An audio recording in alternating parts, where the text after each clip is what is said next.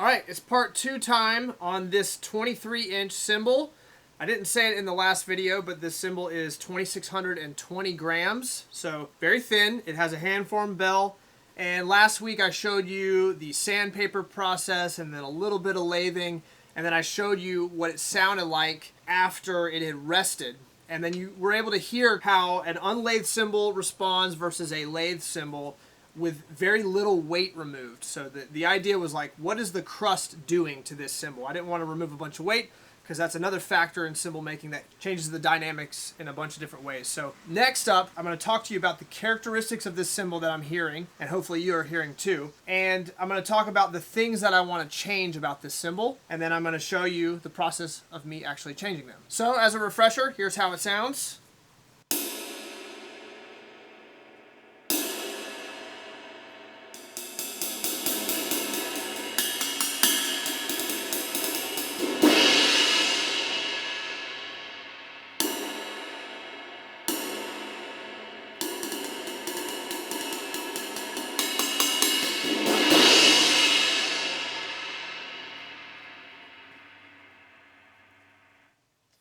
So to me, this has a very dark sound. It's thin, so it has kind of a washy, low fundamental, lots of spread kind of sound. The stick definition still sits on top because I hammered it and tuned it before I did any of that sandpaper or lathe work. So it could be a finished cymbal as it is. And I want to talk to you a little bit about what I'm hearing and what I want from this cymbal and how I'm going to achieve that. So basically right now we have a pretty medium-low profile, which if you look at the side view of a cymbal, which we'll show in just a second, the side view will show you just how curved the cymbal is and also where the curvature is located on the cymbal. The lower the shape of a cymbal, the lower the fundamental, and the more low, growly, washy spread you're going to have. That depends on a bunch of other factors, as I've talked about a bunch of times, but in essence, it really does give you this very washy low pitch. This cymbal being thin like it is, it activates easily, it's got a nice flop, it bends very easily, and so the challenge with a cymbal like this is to really draw out stick definition. And to me, this cymbal sounds great for a really low volume ride that you would play in a loud environment where you're not really needing to cut through the other instruments in amplified settings or larger venues. It would work great for a cafe gig, a jazz gig in a restaurant, things like that. But what I want to do is I want to make this thing a little bit more versatile. Because of the weight that it has, it's going to crash. With thinner cymbals, I never concern myself about the crash. I always think about stick definition. I want to think about how do I draw out the stick so that it sits above the wash, and then I can dig in, and that as that wash builds up, it's not going to overtake and overshadow the stick definition super easily. I want the cymbals that I make to have a strong voice.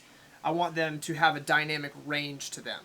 So with this cymbal, I find that it lacks a little bit of a dynamic range. It's not a bad sound. It has a very specific use, I would say, but I want to draw out more versatility. So I'll basically just do a dynamic range test like I do on cymbals all the time. Listen for that wash, listen to the stick, and listen for how that wash builds up as I build up in my volume and how it will overtake the stick at louder volumes.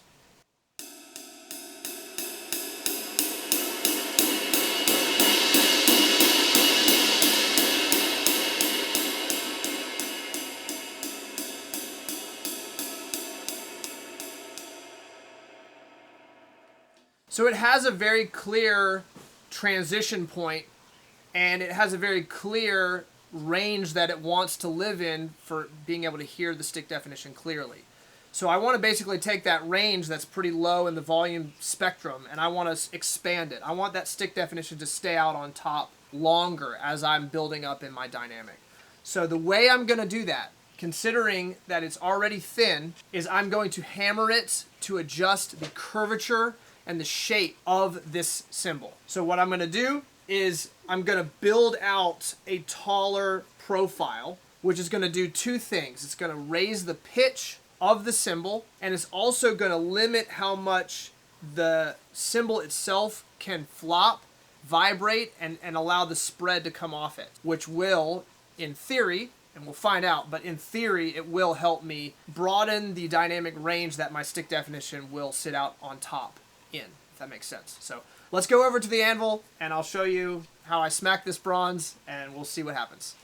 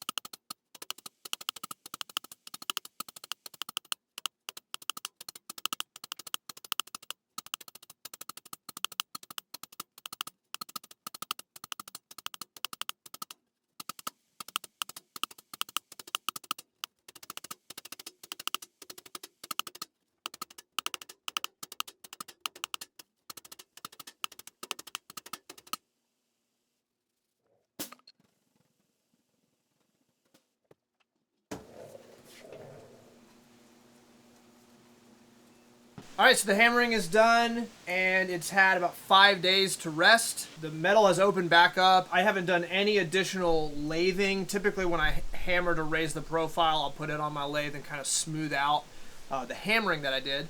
But just to show you what the hammering's doing, the profile raising, what that's doing, I didn't put it back on the lathe. So you can see all of the original hammer marks from when it was on the lathe.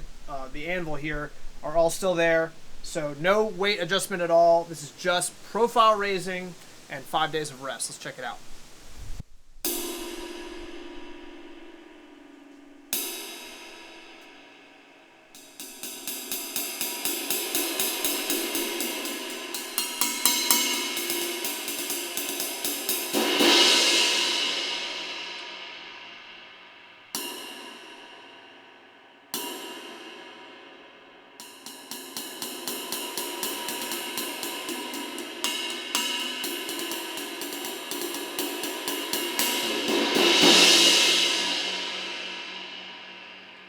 All right, so in the room, what I'm hearing is less of that low, growly spread that wants to build up, and I'm hearing more of that stick click sitting on top. Like I said before, it's thin, it's going to crash, so I'm not worried about the crash at all on this cymbal. I'm really just worried about maintaining stick definition and increasing the range of dynamics where that stick will sit on top. So let's do the dynamic range test again on this cymbal, and we'll cut these back to back so you can really hear what this is doing. And again, listen to that threshold. To me in the room, it's definitely greatly expanded. I can hear that stick sit out on top for longer as I build up in my dynamics.